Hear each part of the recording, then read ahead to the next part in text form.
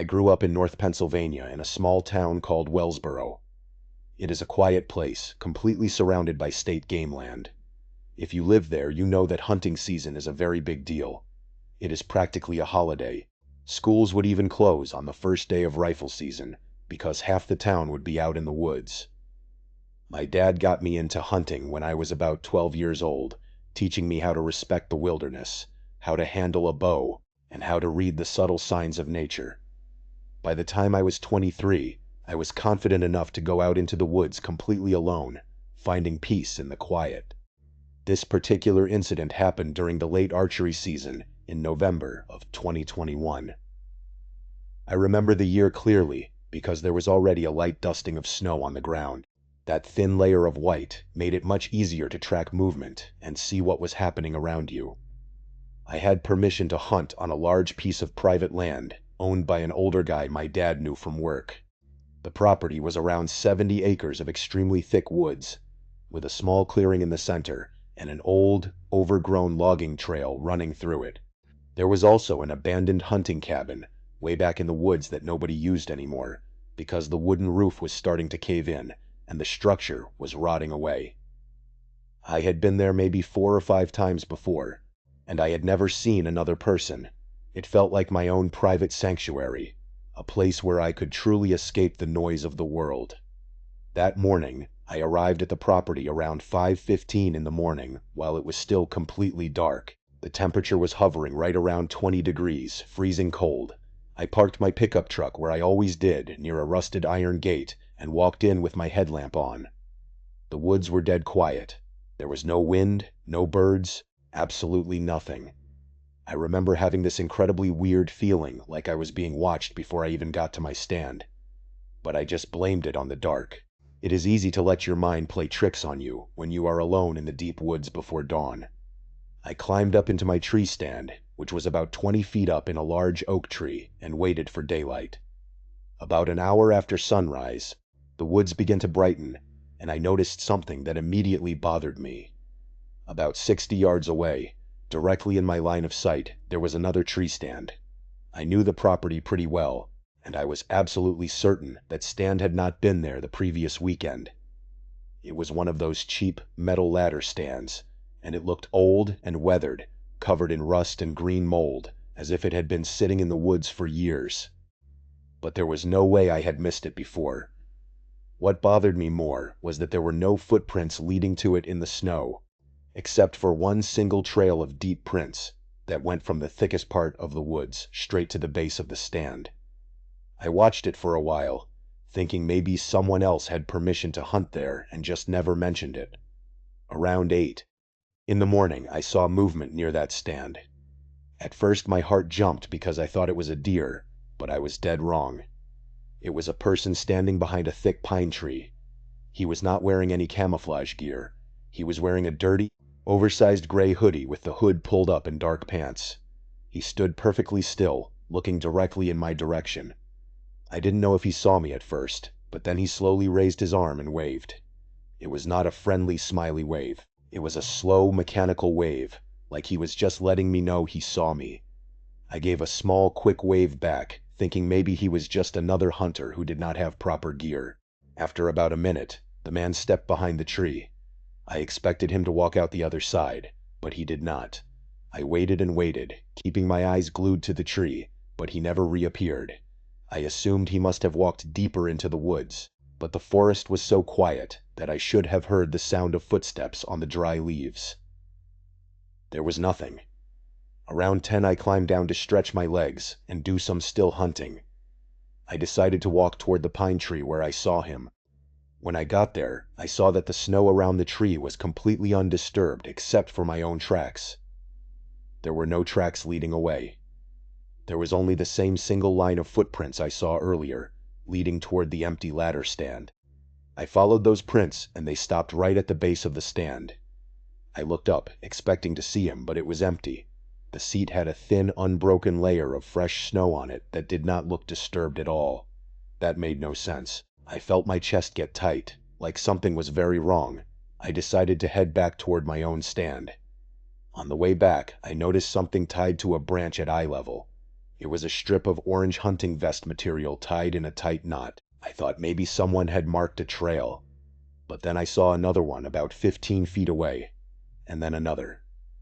They were tied at different heights, as if someone had been marking something very specific. That was the first time I considered just leaving. Around noon, I went back to my truck to eat and warm up. Nothing happened during that time, but I could not shake the feeling that I was being watched from the tree line. I almost left, but I convinced myself I was just overthinking things. I went back in around 2 in the afternoon to sit until dark. This is where things got really bad. About an hour before sunset, I heard what sounded like slow footsteps behind me in the leaves. They were too heavy and spaced out to be an animal. I turned to face them, expecting to see another hunter. About 30 yards behind my stand, I saw the same guy from earlier. This time he was much closer, and I could see his face better. His beard looked patchy and dirty, and his skin looked pale, like he had not been outside in daylight in weeks. What really bothered me was that he was smiling, but not in a normal way. He was just barely showing his teeth, and his eyes were wide and vacant. He was holding something in his right hand, which at first I thought was a stick, until I saw the yellow and black plastic handle. It was a heavy screwdriver. He didn't say anything. He chose to just stare me down with that half smile. I asked him if he had permission to be on the property, but he did not answer. After about 10 seconds of this heart-pounding stare-off, he slowly turned and walked away into the trees. That should have been the moment I left. However, I made the stupid decision to stay until the shooting light ended. Right after sunset, I climbed down and started walking back fast. In that moment, I remember regretting not leaving while I still had some light in the sky. About halfway to my truck, I started noticing the orange cloth strips again. But this time, they were not just on branches. Some were tied to small sticks pushed into the ground along the trail. But the thing that genuinely scared me was that one of the sticks had something hanging from it. It was a dead squirrel. It had been hung by a wire through its back legs. Directly under the squirrel, in the snow, someone had drawn a rough circle with a boot. That was the second time I seriously considered running. As I kept walking, I started noticing more of them. Not just squirrels, but a rabbit and a crow, all hung the same way, like markers or maybe a threat. I started walking faster. About 100 yards from my truck, I saw something leaning against a tree that made me stop completely. It was my backpack, the one I had left in my tree stand earlier that day. I never brought it back down with me. It was zipped wide open, and my stuff was laid out in the snow, including my hunting knife, my flashlight, and my extra arrows. They were all lined up neatly in a perfect row, like someone had taken inventory of my things. That was the moment of realization. Someone had been close enough to my stand to climb it without me knowing. I grabbed my stuff fast and jogged the rest of the way. When I got to the clearing where my truck was, I had another unexpected encounter. It was like it just did not stop. My driver's side door was open. I know I locked it because I always do. Nothing inside looked stolen, but my registration papers were sitting on the passenger seat instead of the glove box. I got in and locked the doors immediately. As I started the truck, I looked in the mirror toward the tree line. There he was, standing just inside the woods. Maybe 40 yards away, the guy in the gray hoodie. From what I could tell, he was still smiling. This time he raised his hand again, but instead of waving, he just pointed at me. Then, he slowly dragged his finger across his own throat. I left so fast I spun gravel all the way back to the main road. I told the property owner what happened, and he said nobody else had permission to be there. He contacted the game commission and the local sheriff. About 2 weeks later, the owner called my dad and said officers found a makeshift shelter deep on the property, hidden under tarps and old wood.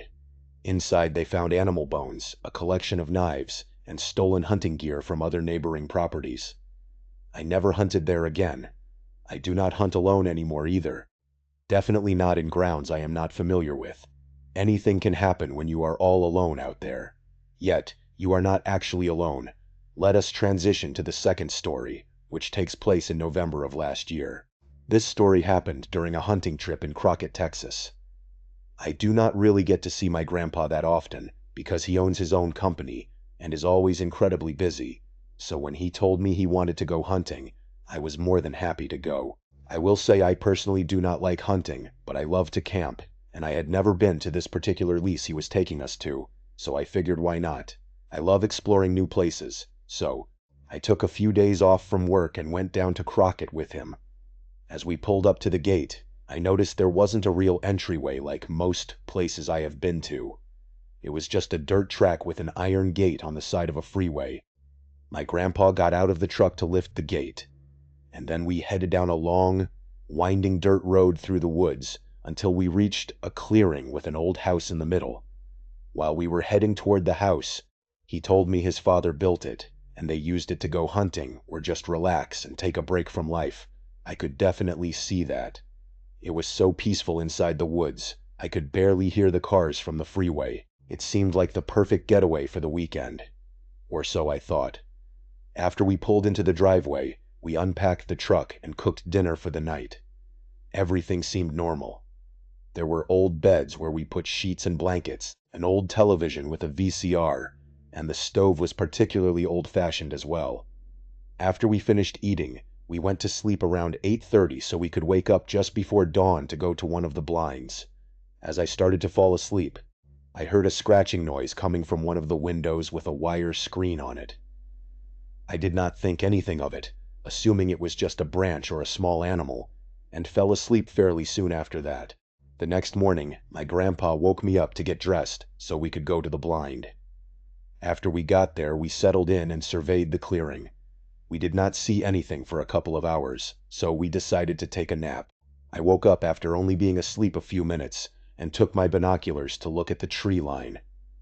The tree line was about 1.5 miles from the blind. I swear to God, I spotted someone peeking around the trees right at the edge of the woods, like they knew we were there. It was almost as if they had been watching us the whole time. I was thoroughly convinced someone was watching us. So, I woke up my grandpa. He looked through his binoculars, and right then, a herd of deer came out into the clearing. He just chuckled and told me there was nothing to worry about, and that it was just wildlife. I was irritated, to say the least.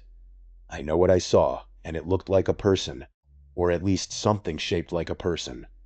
After about 30 minutes, he shot one of the deer, and we took it back to the house to clean it and start skinning it.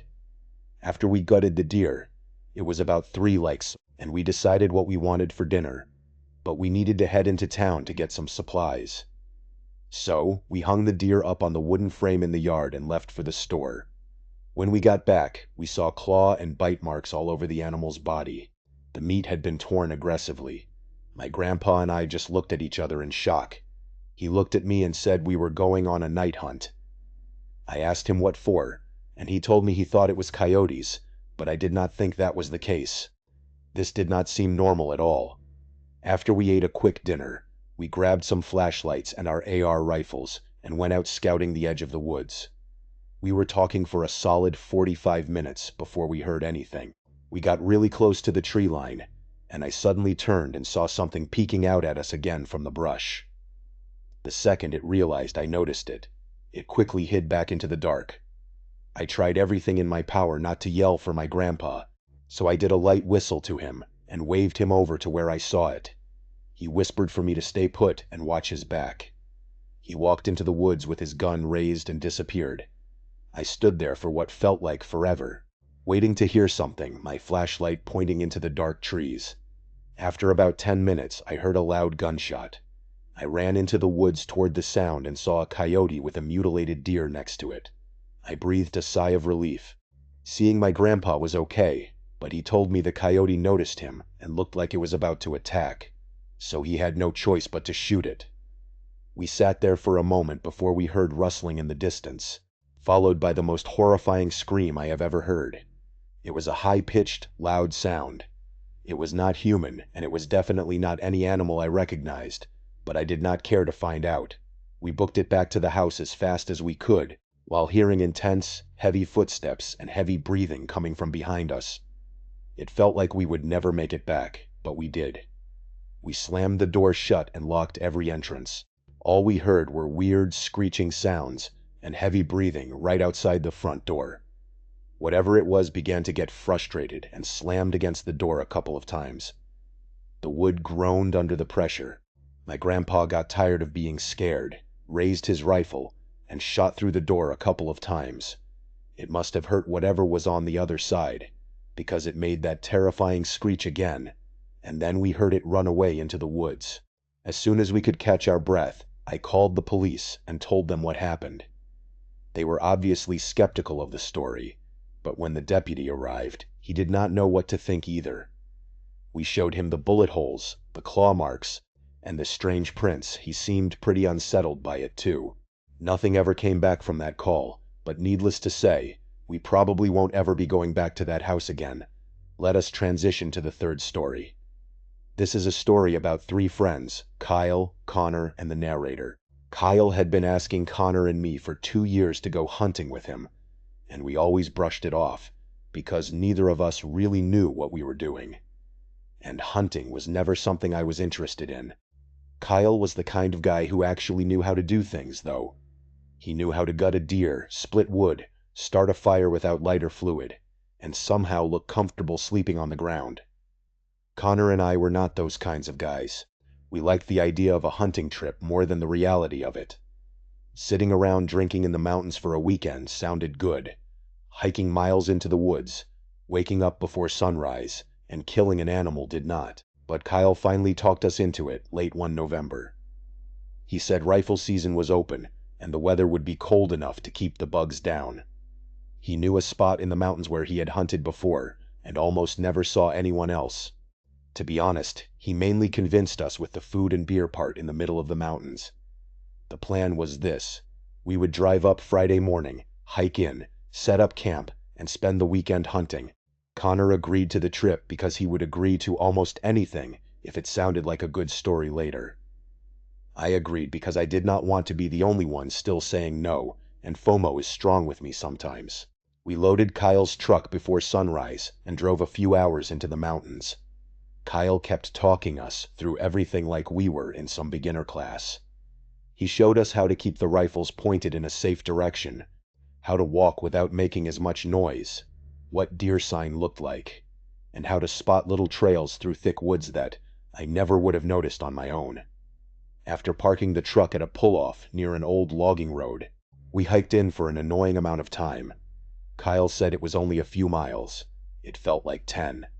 By the time we got to the area he wanted, my shoulders were sore and my legs were shaking on the steeper parts of the trail. We found a flat spot near a small creek and set up camp there. Kyle did most of the work because Connor and I were honestly useless. By the time it got dark, we had the tents up, a fire going, and a little ring of logs pulled around it to sit on. That first night actually felt perfect for a while. The woods were dead quiet except for the fire popping and the creek moving over the rocks. We were drinking beers, talking about old high school stuff, and making fun of how bad Connor was at putting up his tent. It was a rare, honestly amazing moment.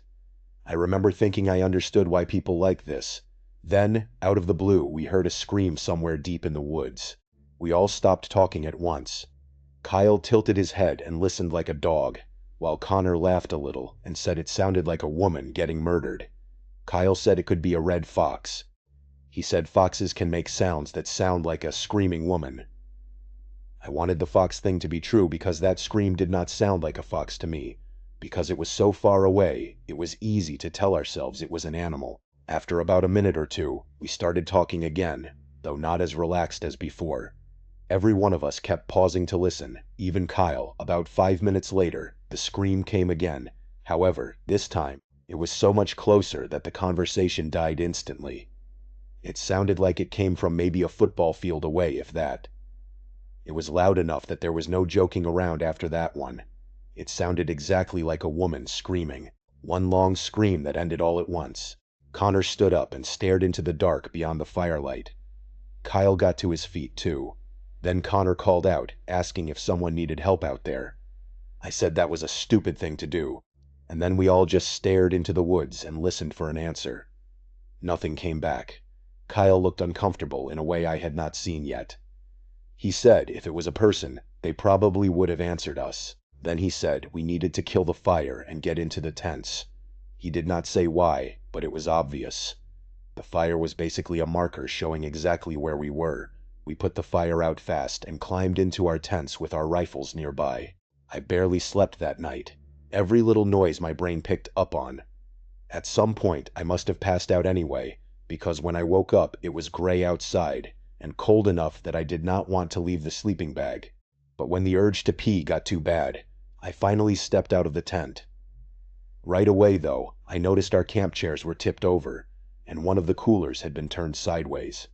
A grocery bag with snacks in it was torn open and dragged a few feet. Kyle's backpack was lying near the fire ring when it had definitely been against a tree when we went to bed. I called for Kyle and Connor, and they both came out half awake. Kyle looked around and immediately said a bear had probably come through. That made sense. It was the easiest explanation. We had not hung everything properly, and there had been food smells all over camp. The weird thing was that not much was actually gone. Stuff was moved around more than it was eaten or stolen. Still, Kyle sounded confident, and I wanted a normal explanation badly enough to accept it. He said we should move camp deeper into the woods, both because of the bear and because he wanted to get closer to the area he planned to hunt that day. So we packed up and moved. The second site was farther from the creek, in a thicker patch of woods along a slope. It somehow felt a lot more isolated, even though it probably was not that much farther in. We hunted most of that day. Kyle split us up but kept us within sight at first, showing us where to sit and how to watch the tree lines and openings. Connor treated the whole thing like a game at first, but by mid-afternoon, even he had settled down. There is something about sitting in the woods for hours with a rifle that changes your mood, whether you want it to or not. Late in the day, Kyle shot a deer. It happened fast. I only heard the crack of the rifle and then Kyle yelling for us. When Connor and I got to him, the deer was down in a patch of brush about 40 yards away. It was a decent-sized buck. Seeing a dead deer up close was different than seeing one in a photo. Kyle had us drag it back to camp, which was miserable work. Once we got there, he started field dressing it, and then showed us how to skin and break it down. Connor acted interested, but I could tell he was forcing it. I just felt sick. The smell was awful, and the whole thing felt brutal. Side note, I grew up an animal lover because of my parents, so the idea of me going on a hunting trip was already kind of crazy. Kyle was in his element, though. He explained every part of it like he was teaching a class. And by the end, there were chunks of meat bagged in the cooler and a bloody mess off to the side that I tried not to look at. That night, we drank again, partly to celebrate, and partly because I think Connor and I needed it after helping with the deer. Kyle cut off some backstrap and cooked it over the fire. That was not our originally planned dinner, but it was a celebratory meal, if you would call it that. I have to admit, it tasted good. As a surprisingly good day was coming to a fun close, the scream came back. It was distant at first, maybe even farther than that first scream the night before. But the second I heard it, I felt an uncomfortable feeling inside me like this again. We all knew that sound now. Nobody said Red Fox this time. Nobody laughed. Kyle stared off into the dark. Connor muttered that there was no way this was happening again. We waited and hoped that that would be the end of it. It was not. A few minutes later, the scream came again, much closer. And this time, it sounded like it was moving toward us, the way it had the first night. It was fully dark by then, and the firelight made everything beyond it look even blacker. I remember the feeling that whoever was making that sound could probably see us perfectly, even though we could not see anything at all past the trees. And that made me uncomfortable.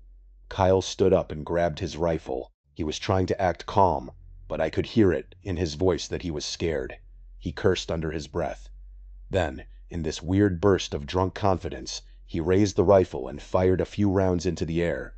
Right after that, he started yelling into the woods like a maniac, trying to sound bigger and crazier than whoever was out there. Connor and I laughed, mostly because it was sudden and ridiculous, and I think because all three of us had been drinking enough that our nerves were mixed with stupid energy. But the laughter did not last, because a moment later the scream came again, even closer. Close enough that it sounded like it was just a few yards outside of the edge of camp, somewhere beyond the trees where the firelight stopped. Kyle stopped yelling right away. None of us said it, but I think we all realized that if it was a person, the warning shots had not scared them off. We put the fire out again, faster than the night before. Within seconds, the site was pitch black. The only light left was a weak little glow from the coals and some moonlight through the trees. We got into our tents with our rifles. I lay there wide awake, of course. I could hear little sounds from the woods, branches shifting and leaves crunching, but I could not tell what was real and what my mind was inventing. Then I heard footsteps. Not walking, but running fast and hard around the tents and through the campsite. Something brushed the side of my tent, like a dragging scratch, like someone running an object along the fabric as they moved past. I did not call out for Connor or Kyle, because I was terrified that it was not them. All I would be doing was getting the attention of whoever was out there. Then it went completely still. That silence was the worst part. Maybe a full minute passed before that scream exploded right in the middle of the campsite, directly between our tents. It was so loud that it did not sound human anymore in a normal sense. I heard Connor scream from his tent. I yelled too, without meaning to. Then Kyle fired a shot through the roof of his tent into the air. The blast was deafening. Right after it, I heard fast footsteps tearing off through the woods. All these sounds were so amplified. It felt like so much was going on. The footsteps got farther and farther away until I could not hear a thing. For a few seconds, nobody moved. Then Kyle shouted, asking if we were okay. Connor answered immediately in a shaky voice. I had never heard from him before. I answered too. Kyle said we were all getting into one tent, and that there was no way we were staying in separate tents. After that, we crawled into his tent because it was the biggest. The three of us sat there with rifles and flashlights, barely talking. At one point, Connor asked what the hell that was, and Kyle just said he did not know. Horrors passed like that. Every so often, one of us would think we heard movement, and everyone would go silent again. Eventually, the adrenaline wore off enough that we all drifted off at some point. When morning came, nothing looked as bad as I expected. A couple of things were knocked over outside.